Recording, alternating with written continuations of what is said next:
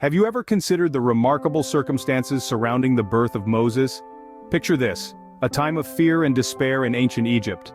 The Pharaoh, in his paranoia, issued a chilling decree. All newborn Hebrew boys were to be slain, in an attempt to stifle the potential rise of a liberator among the oppressed Hebrew people. Yet, in this darkness, a ray of hope was born. A Hebrew woman gave birth to a son. She named him Moses, a name that means drawn out, for he was drawn out of the water. You see, fearing for her infant son's life, she crafted a plan that required immense courage and faith. She carefully placed Moses in a waterproof basket and set it afloat on the Nile River, the very river that could have been his doom. The Nile, known for its unpredictable currents and lurking predators, was a dangerous place. But his mother's faith was stronger than her fear. She believed that her son was destined for a greater purpose, a purpose that transcended the cruel decree of the Pharaoh. And as faith would have it, Moses' basket was discovered, not by just anyone, but by the Pharaoh's own daughter. The princess, upon hearing the baby's cries, was moved by compassion. She decided to save the child, unknowingly defying her father's decree. Moses' sister, who had been watching from a distance, seized the moment. She offered the princess a Hebrew woman who could nurse the baby, their own mother. In a twist of divine irony, Moses' mother was not only able to see her son grow, but was also appointed his caretaker by the princess herself. This is how a Hebrew baby, born in the shadow of death, found himself growing up in the heart of the Pharaoh's palace. He was raised as an Egyptian prince, yet he was destined to be a liberator, a prophet, a leader of his people. And so, a Hebrew baby named Moses found himself growing up in the palace of the Pharaoh. Life takes unexpected turns, and Moses' life was no exception. In a dramatic turn of events, Moses found himself fleeing from the life he once knew in Egypt. A prince by upbringing, Moses' life shifted dramatically when he killed an Egyptian taskmaster who was brutally mistreating a Hebrew slave. This act of defiance against the Egyptian authority didn't go unnoticed. As the news of his deed spread, Moses, fearing for his life, made the decision to leave Egypt behind and escape to Midian. In the land of Midian, Moses found refuge. He helped 7 sisters draw water from a well, and as a result, was welcomed into their home. It was here that Moses married Zipporah, one of the 7 sisters, and started a new life as a shepherd. For a time, it seemed as though Moses had found peace. However, God had a different plan for Moses. One day, while tending his flock on Mount Horeb, Moses came across a remarkable sight, a bush engulfed in flames yet not consumed by the fire. This was no ordinary phenomenon, it was a divine encounter.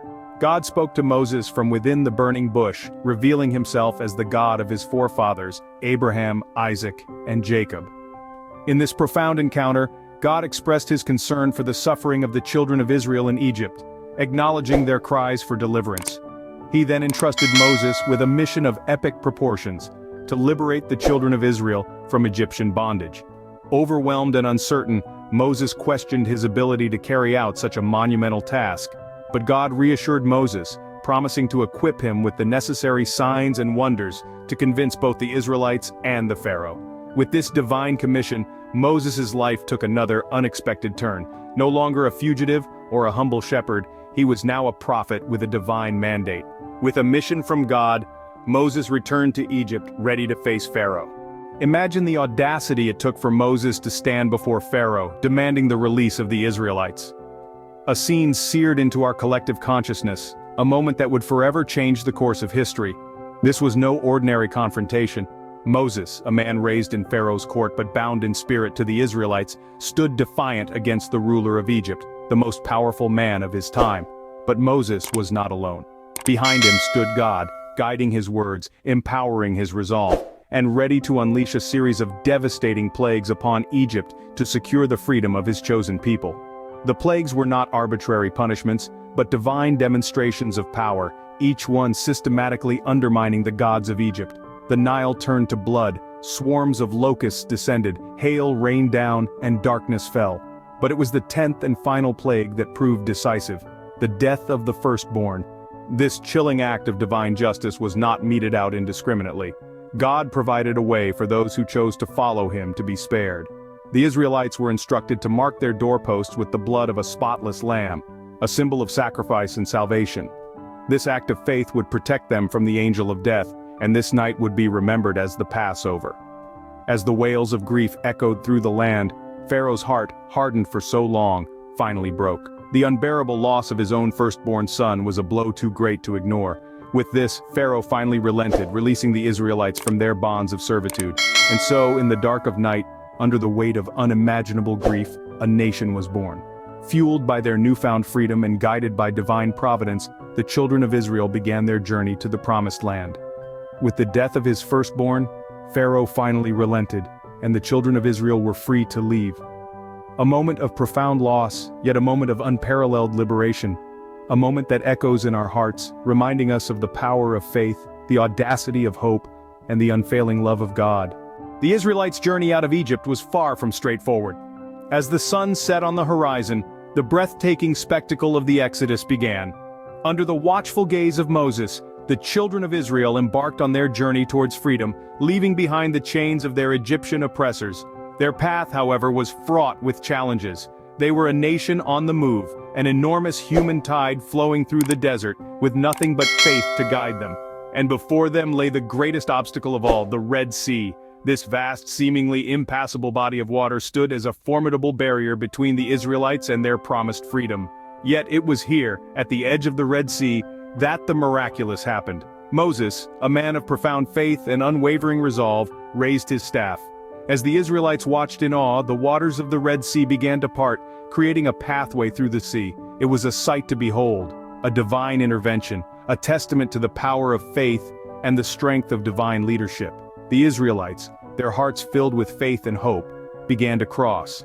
The sea had turned from an obstacle into a road leading them towards their destiny. Each step they took was a step towards liberation, a step away from the land where they had been enslaved for generations. But the journey was not yet over. As the last of the Israelites crossed, the Egyptian forces, led by the Pharaoh, began their pursuit. But they were no match for the divine power protecting the Israelites. The waters of the Red Sea, which had stood aside to let the children of Israel pass, now crashed back into place, swallowing the Egyptian forces and putting an end to their pursuit. With the waters of the Red Sea closing behind them, the Israelites were finally free from their oppressors.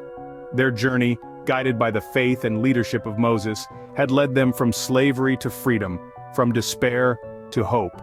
It was a journey that would echo through the ages, a testament to the power of faith, leadership, and divine intervention.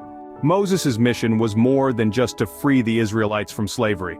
With these words, we step into the final chapter of Moses' journey, a chapter that sees him not just as a liberator, but also as a lawgiver and a leader.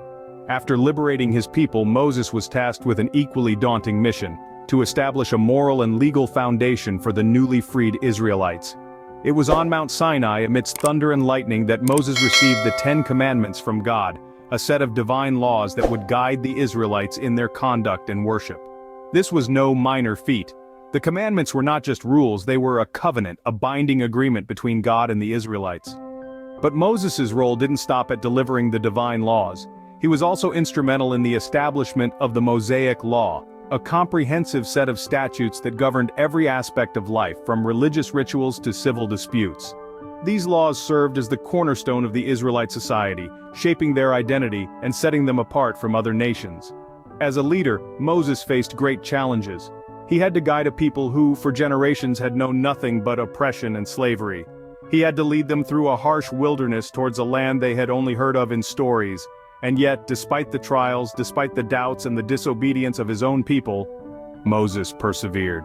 He remained steadfast in his faith, trusting in the divine guidance that had led him thus far. Moses' story is a testament to the power of faith, courage, and divine guidance. His legacy continues to inspire millions around the world today. His mission was not just to free a people, but to shape them into a nation. His legacy was not just in the laws he established, but in the spirit of resilience, faith, and leadership that he embodied. And it is this legacy that resonates with us today, reminding us of the power of faith, the strength of conviction, and the transformative power of leadership.